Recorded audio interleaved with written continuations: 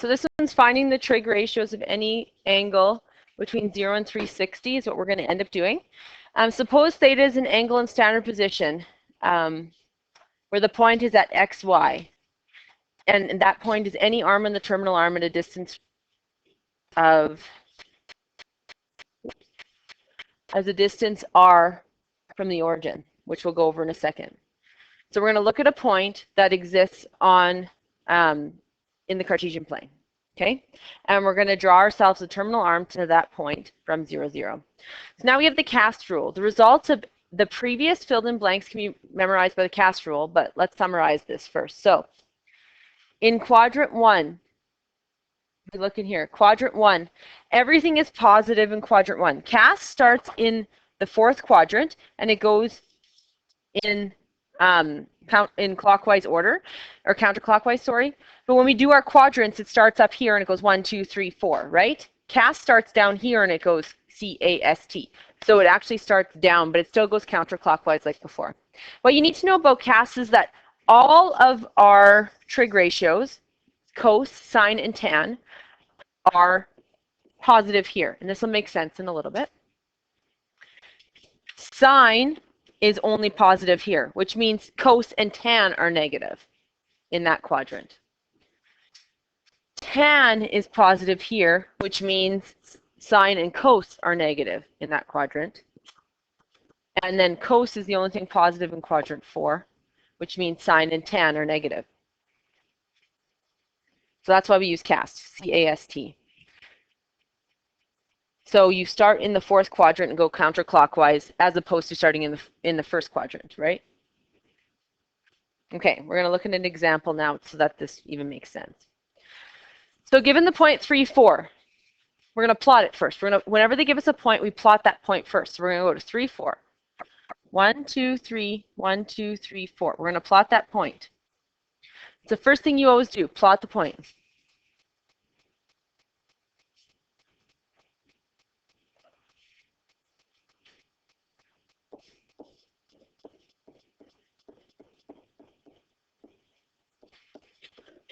Plot the point, or the coordinate is what it's called. So we plot that point.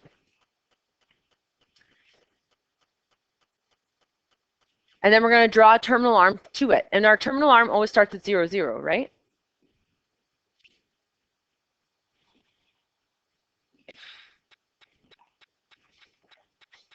Now you always join it with the x-axis, just like reference angles. So you always join it with the x-axis and it makes itself a triangle.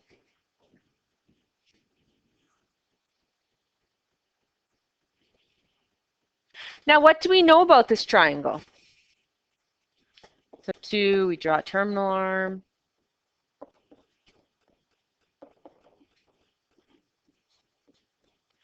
3, make triangle with x-axis.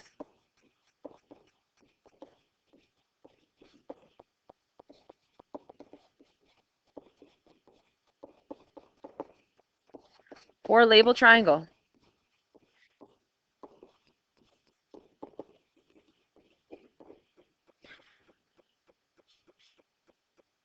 So what do we know about this? A point. Whenever you see a point, if you see a point,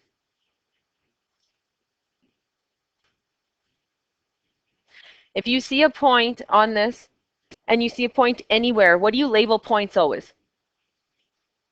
What is a point always labeled? A coordinate. What comes first, then what comes second? Always. Just from grade 10, from grade 9. In grade 8, you would do like, here's the points, and you draw the points, and you connect the points, and then it would draw like a little figure. Remember? Like, what are your points always? M, then N? X and Y. Oh, wonderful. So we do that. We label it X, Y. That was hard.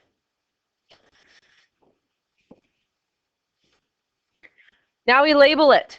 We know this is our X value, right? This is on our X-axis, our X value. Our X value is 3. We counted 3 to get there. 1, 2, 3. So this is 3.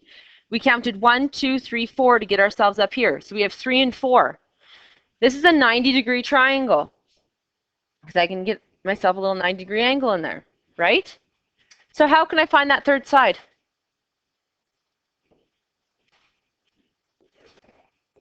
Use the theorem of Pythagoras, or the Pythagorean Theorem.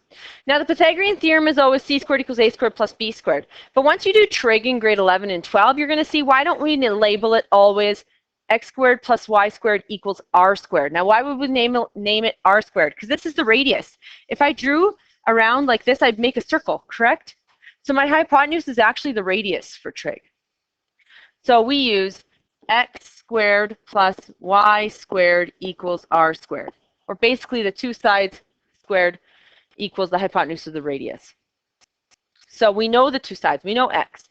X squared is 3 squared plus y squared is 4 squared equals r squared. 3 squared is 9. 4 squared is 16 equals r squared. Then we get 25 equals r squared. Take the square root. And when we take the square root of a value, we actually take the positive and negative of it. And you'll see why that's important. So we get plus or minus 5. But r is a radius, and a radius is a distance of measure. Okay? It's a measure of a certain distance. And when we look at distances, distances are always positive, right? Displacement can be negative from science 10, but distances are always positive. So our radius measure is always positive. So even though we get plus or minus 5, we're going to kick out the negative, and we only have positive 5.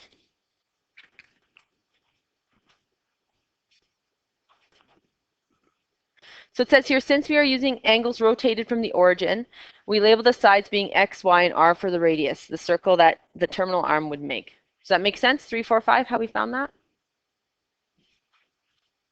Then we're going to flip over. So it shows you here x, y, and r. Just in case you forget, that would be how you'd label it. It's always r. So that's just the basic way of finding those separate values. But now we're going to actually have an example. We're going to have an example where, why did we do that? Why did we plot a point and find the r? That was fun and all, like super fun math. But why the heck did we do it? Okay? I know it wasn't fun. You're all very serious this morning. Okay. So we have the point P, negative 2, 3, lies on the terminal arm, angle theta in standard position.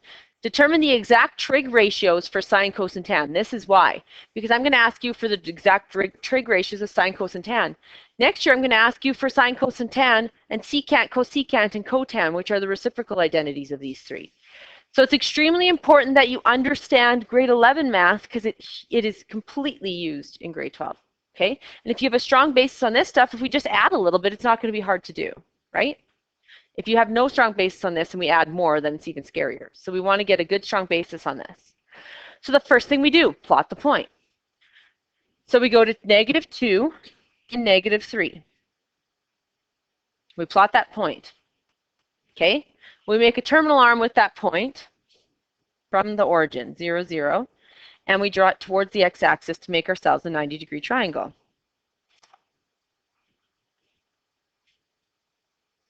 Then we label it.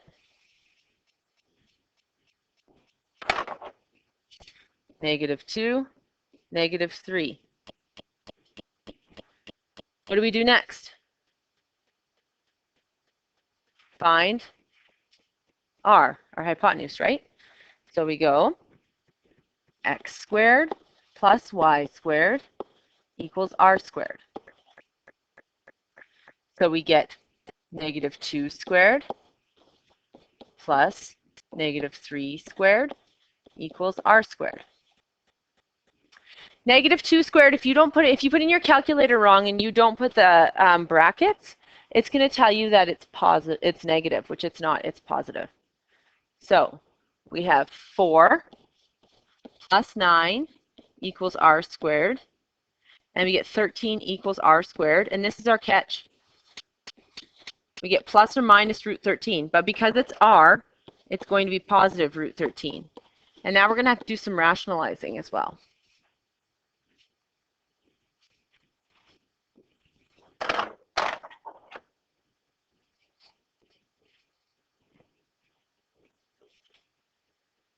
Okay. Sine, cos, and tan. So from grade 10, You guys did SOHCAHTOA, right? You went sine is opposite over hypotenuse, cos is adjacent over hypotenuse, and tan is opposite over adjacent. But we're going to use x's and y's because we have x's and y's and r's here. So instead of having o's and a's and h's, we want x's and y's and r's because we know what x is, we know what y is, we know what r is, we fill it in. Okay? Remember, the angle that we're always looking at is the angle in the central angle, right? Because we're rotating it about the center, correct? So normally, would this be the adjacent side to this angle or the opposite side to this angle?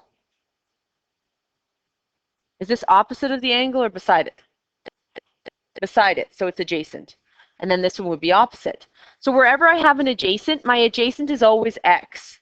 Wherever I have an opposite, my opposite is always y. And wherever I have a hypotenuse, that's my what? What did I tell you this is now? Radius. So all you do is, if you want to, you can say, okay, I know SOHCAHTOA, but I'm just going to go wherever I have an O, I'm going to replace with a Y. Wherever I have an A, I'm going to replace with an X. And wherever I have an H, I'm going to replace with an R. Right? And it's always like that. So it's going to be S equals Y over R, C equals X over R, and T equals Y over X. Because it's opposite over adjacent, adjacent over hypotenuse, and opposite over R. Do you see I'm just replacing all the A's with X's, all the O's with Y's, and all the H's with R's? And now we can do our trig ratios. So they want sine theta. Sine theta, I said, is Y over R. What's Y? -3, right? This is our Y. This is our X. This is our R. So Y is -3 over R, which is √13. Now this is all fine and dandy, but we always rationalize our denominator. What the heck does that mean? We don't have radicals in our denominators. Okay? How do you get rid of that radical? It's not actually that hard. All you do is you multiply the top and the bottom by the radical. So it's √13. So I'm going to multiply the numerator and the denominator by √13. So the top and the bottom. So what do I get then? -3 times √13 is -3 √13. Nothing changes. And when I multiply a radical by the same radical, so √13 times √13, I just get 13. Why does that happen? Down here I'll show it to you. You don't need to write it. But if I go √13, oops, times √13, remember radical rules from last year? You multiply what's outside by what's outside and what's inside by what's inside, right?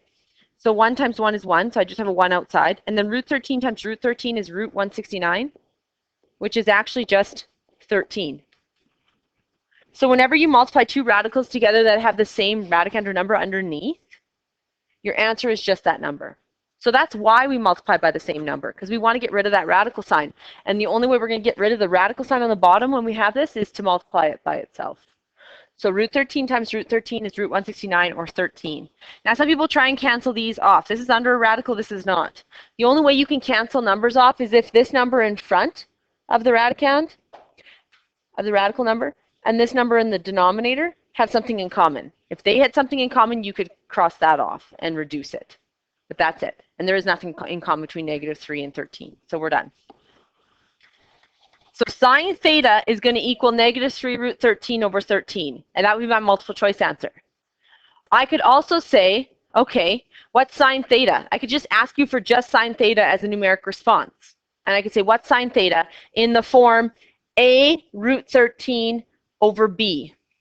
And I could say, what's a plus b? And then you'd get it in that form, and you'd go -3 plus 13 is 10. And you'd give me 10 in the numeric response box. Okay? So if I wanted to know sine theta, I could ask in a numeric response, and I could go, what's a in the form a √13 over b? And then I'd say, what's a plus b? Right? And it could be there. So that's sine. What about cos? Cos is x over r. And x is -2, and r is √13. Then once again, we need to rationalize our denominator. multiply by root 13 and root 13. And we get negative 2 root 13 over 13. Done. And that's what cos theta equals. So sine theta is negative that. Cos theta is negative that. Let's do tan. Tan theta is y over x. Y is negative 3. X is negative 2. And negative 3 over negative 2 is 3/2. Now, what did I tell you about cast? I said, okay, cast. C-A-S-T. We're in quadrant 3, which is T, which means T is positive. T is tan. So the answer to all the tan thetas in that quadrant is going to be positive. The answer to cos and sine are going to be negative. Look, sine is negative that. Cos is negative that. Tan is positive that. So if you're in this quadrant and we find the trig ratio tan, it's going to be positive. But if we find sine or cos, their answers are going to be negative. Okay?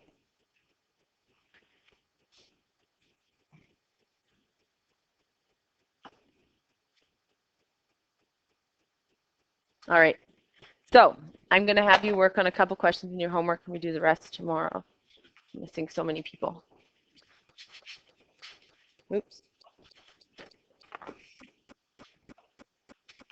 The homework is on the very back page of your notes.